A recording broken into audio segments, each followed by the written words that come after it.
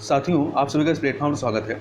यहाँ पर हम लोग आगामी उत्तर प्रदेश लोक सेवा आयोग के द्वारा जो समीक्षा अधिकारी सहायक समीक्षा अधिकारी 2021 जिसका परीक्षा 5 दिसंबर 2021 को होना है, उसके लिए टेस्ट देख रहे हैं। और यह जो हम लोग टेस्ट देखेंगे, यह यहाँ पर जो उसका जो सेकंड पेपर हिंदी वाला होता है, इसमें 60 प्रश्न पूछे जाते हैं, उसको यहाँ पर हम लोग व्याख्या के साथ देखेंगे। तो ये जो टेस्ट हम लोग देख रहे हैं, यह PCS मंत्रा जो संस्थान है जिनके द्वारा RO प्री 2021 के लिए क्रैश कोर्स और टेस्ट सीरीज चलाई जा रही है, उसी में से एक टेस्ट को जो कि हिंदी का है, इसको हम लोग व्याख्या के साथ यहाँ पर देखेंगे। तो चलिए प्रारंभ करते हैं। इसमें पहला प्रश्न है कि तमस का विलोम शब्द क्या है। तो तमस का विलोम जो है ज्योतिर्मय है। प्रकाशमय का अंधकारमय होता है, जबकि आनंदमय का अर्थ क्या होता है, प्रसन्नता का होना होता है। निम्नलिखित में से गलत युग्म को पहचान करिए। शब्द और मतलब विलोम का कौन सा इसमें गलत युग्म है। तो देखिए, सत्कार का तिरस्कार होता है, सही है। श्लाघा का निंदा होता है, ये भी सही है। श्यामल का गौरी नहीं होता है, श्यामल का गौरी नहीं होता बल्कि श्यामल का गौर होता है। ठीक है, गौरी नहीं गौर होता है। और श्यामा का विलोम जो है गौरी होता है। इस प्रकार से सी वाला सही नहीं है, जबकि डी वैमनस्य का सौमनस्य ये सही है। अगला है मनस्वी शब्द का विलोम शब्द क्या होगा। तो मनस्वी का जो विलोम है वो प्रमादी होगा, ए वाला ऑप्शन सही हो जाएगा। जबकि मनुज का विलोम धनुज होगा, मनसा का कर्मणा होगा, पशुता का मनुष्यता होगा। आगे देखते हैं, निम्नलिखित युग्मों में से गलत युग्म को पहचान करना है शब्द और विलोम वाले में। तो इसमें देखिए, धरा का विलोम जो है गगन होगा, निर्जुता का रूढ़ता होगा, नीरस का सरस होगा, परंतु नूतन का जो है प्राचीन नहीं होगा, नूतन का पुरातन होगा, नूतन का पुरातन होगा। नवीन का जो है विलोम प्राचीन होता है। आगे चलते हैं क्वेश्चन नंबर 5 पे। क्वेश्चन नंबर 5 है पौरुष, पौरुषे का सही विलोम शब्द क्या है। तो पौरुषे का जो सही विलोम है वो स्त्रैण है, बी वाला। आगे चलते हैं, विनत का विलोम, विनत का विलोम क्या होगा। तो विनत का उद्धत होगा, अर्थात ए वाला ऑप्शन सही हो जाएगा। ठीक है, विनत का उद्धत होगा। जबकि निरत जो है आपका वो विरत का, विनत का नहीं बल्कि विरत का जो है विलोम है। आगे चलते हैं, निम्नलिखित में से सही विलोम शब्द कौन सा है। तो इसमें देखिए, सही वाला चुनना है।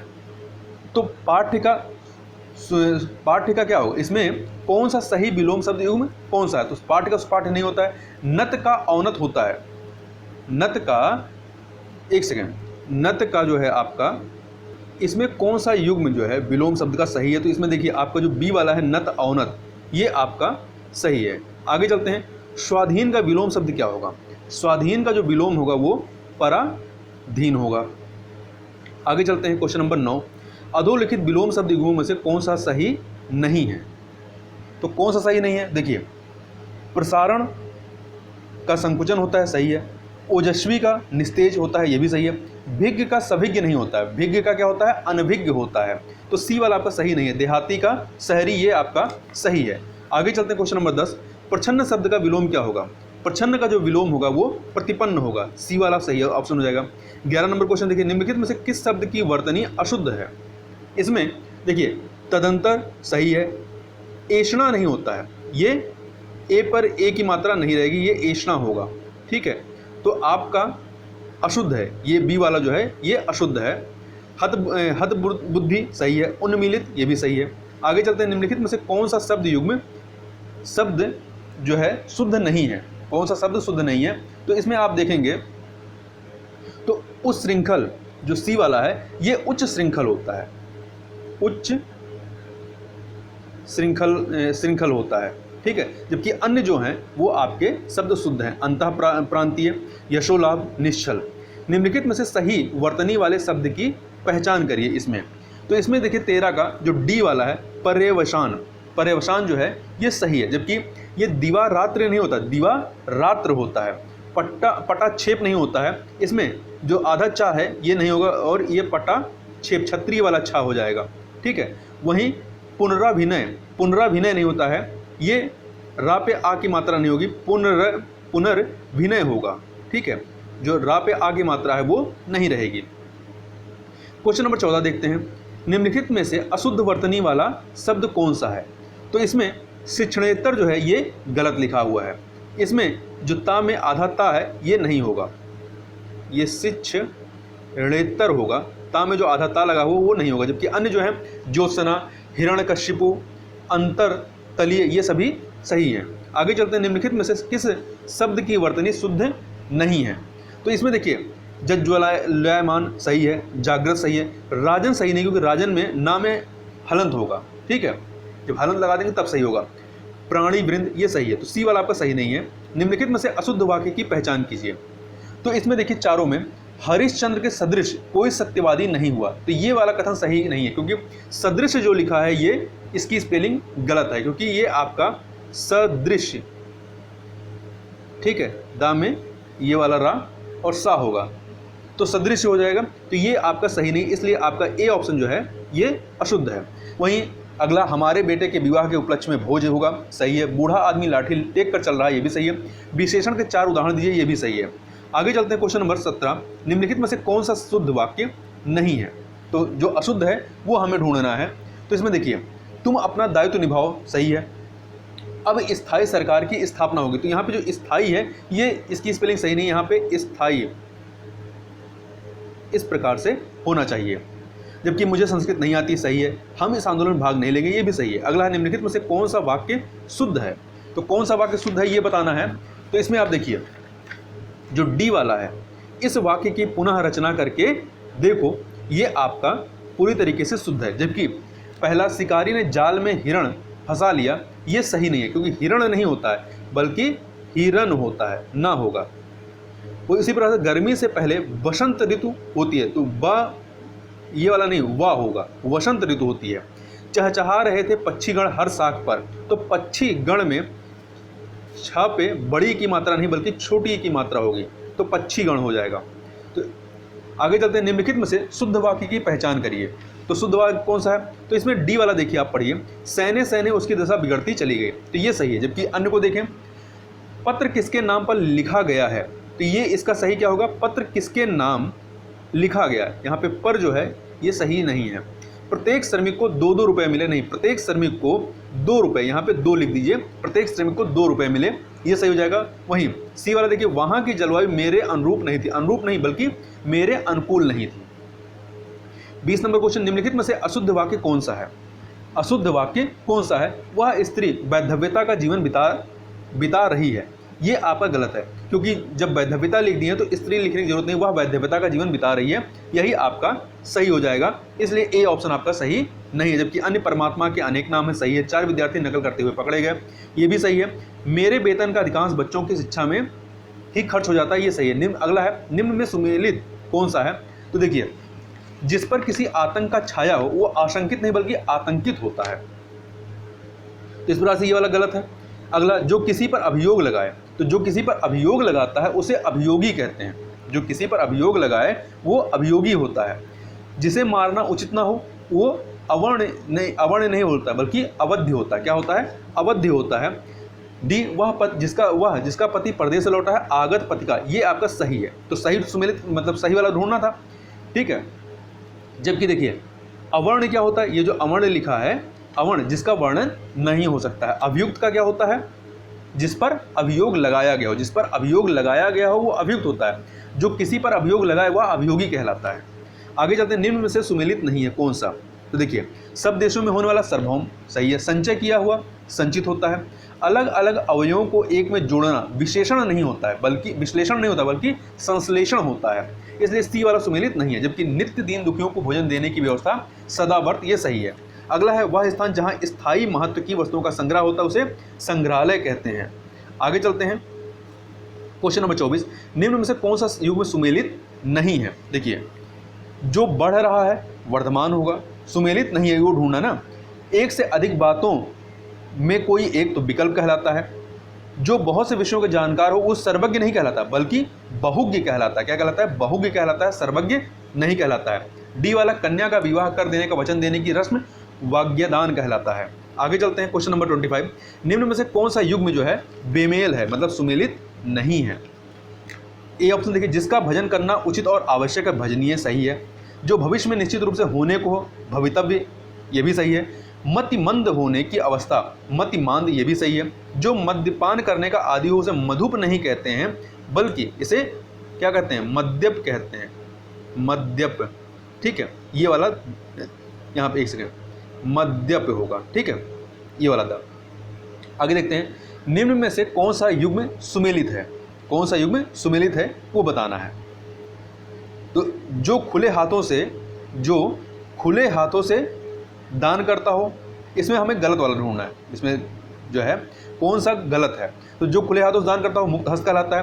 प्रयोग में लाने योग्य, उसे प्रयुक्त नहीं कहते हैं बल्कि प्रयोजनीय कहते हैं। क्या कहते हैं? प्रयोजनीय कहते हैं। तो बी वाला आपका युग्म सुमेलित नहीं है, यहाँ पे लिखा होना चाहिए कौन सा युग्म सुमेलित नहीं है। स्त्री जिसे बच्चा जना हो, प्रसूता। निर्वाचन में अपना मत देने वाला निर्वाचक होता है।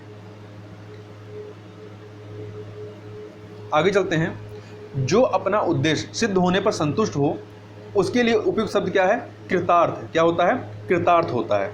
आगे चलते हैं, 28 नंबर क्वेश्चन को देखते हैं। निम्न में से कौन सा युग्म सुमेलित नहीं है? तो चिरकाल तक जीवित रहने वाला चिरंजीवी होता है। जिसे जानना आवश्यक है उसे जिज्ञासा नहीं कहते हैं, उसे जिसे जानना आवश्यक उसे ज्ञेय कहते हैं। क्या कहते हैं? ज्ञेय, ज्ञान वाला ज्ञेय और या ज्ञेय कहते हैं। बी ऑप्शन सही हो जाएगा। जो आंखों से संबंधित हो, चक्षाशु, सही है। अधिक समय तक जीवित रहने की इच्छुक, जिजीविषु, ये भी सही है। निम्न में से कौन सा युग्म सुमेलित नहीं है? अपने ही कुल का नाश करने वाला व्यक्ति कुलीन, ये नहीं, जो उच्च कुल का होता है उसे कुलीन कहते हैं, जबकि अपने ही कुल का नाश करने वाले व्यक्ति के लिए कुलांगर कहते हैं। क्या कहते हैं? कुलांगर कहते हैं, कुलांगर। तो इस प्रकार से ए वाला सही नहीं है। जबकि ऊपर की ओर फेंका गया, उत्क्षिप्त होता है, आशा से बहुत अधिक आशातीत होता है, अपनी विवाहिता पत्नी से उत्पन्न पुत्र औरस होता है। अगला है दृष्ट उद्देश्य से की जाने वाली मंत्रणा के लिए उपयुक्त शब्द क्या होता है? यहाँ पे दृष्ट नहीं, दुष्ट उद्देश्य से की जाने वाली मंत्रणा होना चाहिए। ठीक है, ये स्पेलिंग यहाँ पे मिस्टेक है। ये क्या कहलाता है? ये दुर्भिसंधि कहलाता है। आगे चलते हैं, क्वेश्चन नंबर 31 को देखते हैं। निम्नलिखित में से तद्भव शब्द कौन सा है? तद्भव शब्द कौन सा है? तो आंशु जो है ये तद्भव है, जबकि अक्षर, गोस्वामी, यमुना ये सब तत्सम है। तो आंशु का तत्सम क्या होगा? अश्रु होता है। जबकि अक्षर का तद्भव क्या होगा? आखर होता है। गोस्वामी का तद्भव क्या होता है? गोसाई होता है। और यमुना जो है तत्सम है, तो इसका तद्भव क्या होता है? जमुना होता है। निम्नलिखित शब्दों में से तद्भव शब्द कौन सा है? तद्भव हमें खोजना है। तो देखिए, बच्चा जो है, बच्चा तद्भव है, इसका तत्सम क्या होगा? वत्स होगा। क्या होगा? वत्स होगा। जबकि काश, शब्द, रोम ये सभी तत्सम हैं। ये सभी क्या हैं? तत्सम हैं। तो जो आपका काश है, काश तत्सम है, इसका तद्भव क्या होगा? खांसी होगा। रोम तत्सम है, इसका तद्भव रोआ होगा। इसी प्रकार से शब्द क्या है? शब्द का तद्भव क्या होगा? शब्द होगा। शब्द क्या है? तत्सम है, इसका तद्भव शब्द होगा। आगे चलते हैं। निम्नलिखित शब्दों में से नया का तत्सम रूप क्या है? तत्सम इसका क्या होगा? नव्य होगा। आगे चलते हैं। निम्नलिखित में से तत्सम शब्द को पहचानना है। तत्सम शब्द को पहचानना है, तो इसमें जो दर्शन है, सी वाला दर्शन जो है ये आपका तत्सम है। इसका तद्भव क्या होगा? दर्शन हो जाएगा। ऐसे दर्शन, ये तद्भव हो गया। वहीं नाता आपका तद्भव है, इसका नाता का आपका तत्सम क्या होगा? ज्ञाति होगा। दुपट्टा का द्विपट होगा। बीड़ा का बीटक होगा। आगे चलते हैं क्वेश्चन नंबर 35 पे। ये निम्नलिखित में से कौन सुमेलित नहीं है? तत्सम, तद्भव, तत्सम में। तो देखिए, मच्छर तद्भव है, इसका तत्सम क्या होगा? इसका तत्सम आपका मश्क होगा, सही है। भूख का बुभुच्छा, सही है। शत्रु का शुक्ति नहीं होगा, शत्रु का शुक्ति नहीं होगा बल्कि शक्तु होगा। ठीक है। शाला का शालक, सही है। निम्नलिखित विकल्पों में से पड़ोसी का तत्सम, पड़ोसी तद्भव है, इसका तत्सम क्या होगा? तो इसका तत्सम आपका क्या होगा? प्रतिवेशी होगा। ए वाला ऑप्शन प्रतिवेशी होगा। जबकि पड़ोस का जो तत्सम होगा क्या होगा? प्रतिवेश होगा। निम्नलिखित में से गलत युग्म को पहचानिए। गलत युग्म को पहचानना है। तो करौंदा का तत्सम क्या होगा? कर मर्द होगा।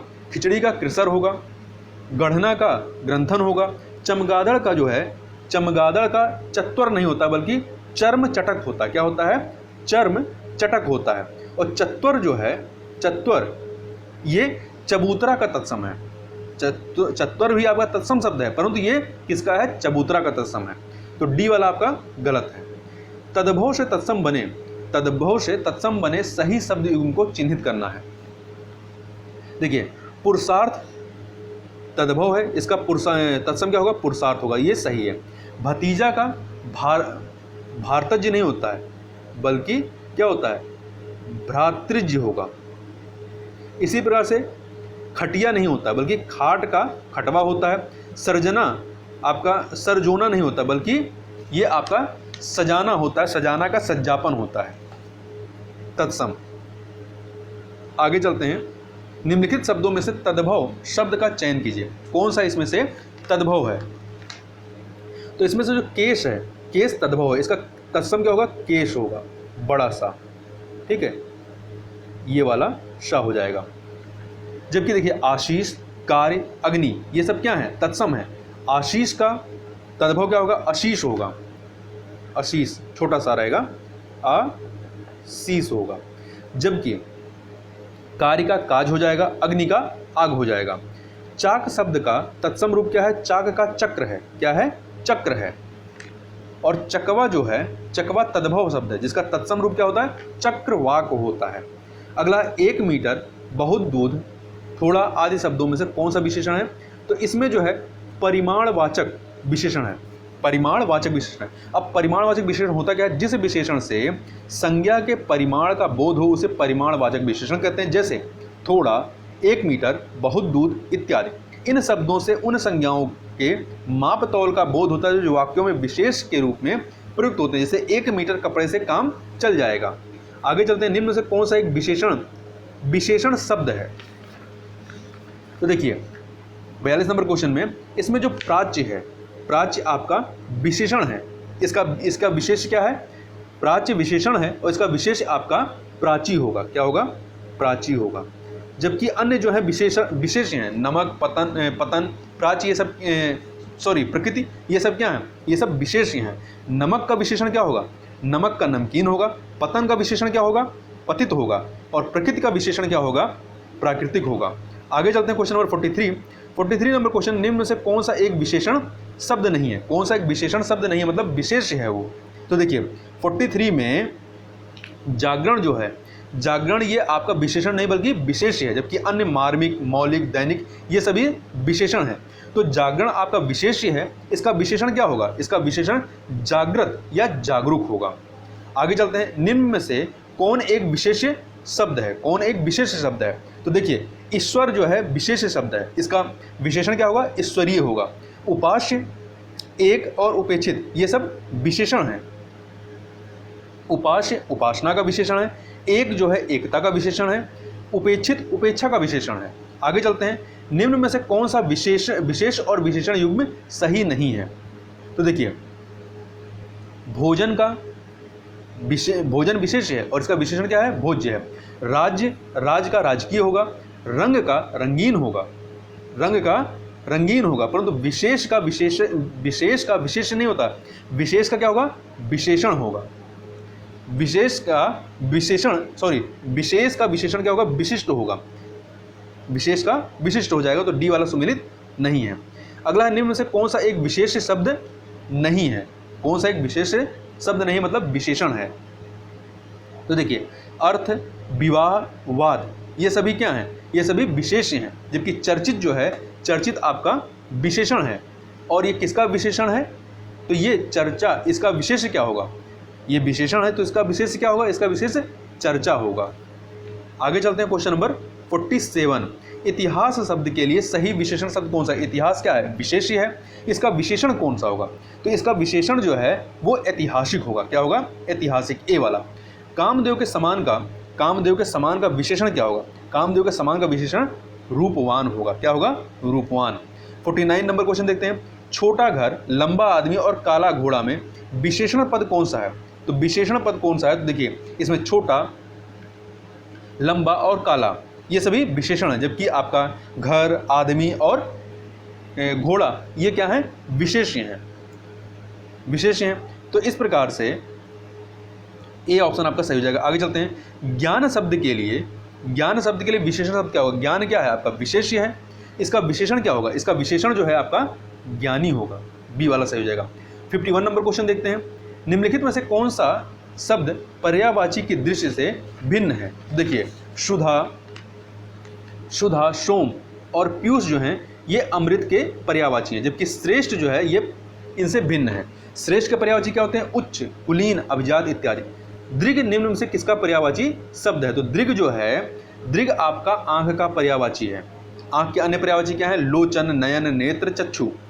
पंचसर निम्न में से किसका पर्यायवाची? तो पंचसर जो है ये कामदेव का पर्यायवाची है। इसके अन्य पर्यायवाची कामदेव क्या है? मदन, मार, मनसिज, स्मर आदि। अगला, निम्न में से कौन सा रावण का पर्यायवाची शब्द नहीं है? तो देखिए, दशकंधर, दशानन, लंकेश ये सभी रावण के पर्यायवाची, परंतु शेषावतार ये लक्ष्मण का पर्यायवाची है। आगे चलते हैं क्वेश्चन नंबर 55 में पनंग जो है निम्न से किसका पर्यायवाची? तो पनंग जो है ये आपका सांप का पर्यायवाची है। इसके अन्य पर्यायवाची सर्प, अहि, भुजंग, उरंग इत्यादि है, उरग इत्यादि है। निम्न में से कौन सा विष्णु का पर्यायवाची नहीं है? तो आपका देवेंद्र जो है ये इंद्र का पर्यायवाची है, ना कि विष्णु का, जबकि उपेंद्र, अच्युत, जनार्दन ये सभी विष्णु के पर्यायवाची हैं। नगपति निम्न में से किसका पर्यायवाची है? नगपति जो है ये हिमालय का पर्यायवाची है। इसके अन्य पर्यायवाची गिरिराज, हिमपति, हिमगिरी इत्यादि हैं। अगोचर निम्न से किसका पर्यायवाची है? तो अगोचर जो है ये आपका ईश्वर का, किसका है? एक सेकंड, यहाँ ऑप्शन देखिए, ये ईश्वर का पर्यायवाची है। ईश्वर के अन्य पर्यायवाची ईश, अलख, परमात्मा, पशु इत्यादि हैं। निम्न में से कौन सा शब्द पर्यायवाची की दृष्टि से भिन्न है? कौन सा भिन्न है? तो देखिए, नाराज, शर, शायक ये सभी जो है बाण के पर्यायवाची, किसके? बाण के। जबकि प्रज्ञा जो है इसका अर्थ बुद्धि या मेधा होता है, तो सी वाला अलग है। अगला, धुति निम्न में से किसका पर्यायवाची? तो धुति जो है ये प्रकाश का पर्यायवाची, किसका है? प्रकाश का। प्रकाश के अन्य पर्यायवाची प्रभा, दीप्ति, आलोक, चमक इत्यादि हैं। तो इस प्रकार से यहाँ पर जो हिंदी वाले पोर्शन के 60 प्रश्न पूछे जाते हैं, उस प्रकार से हम लोग ने यहाँ पे 60 प्रश्नों को पूरे व्याख्या के साथ देखा। तो इस वीडियो में बस इतना ही, मिलते हैं नेक्स्ट वीडियो में, तब तक के लिए बहुत बहुत धन्यवाद।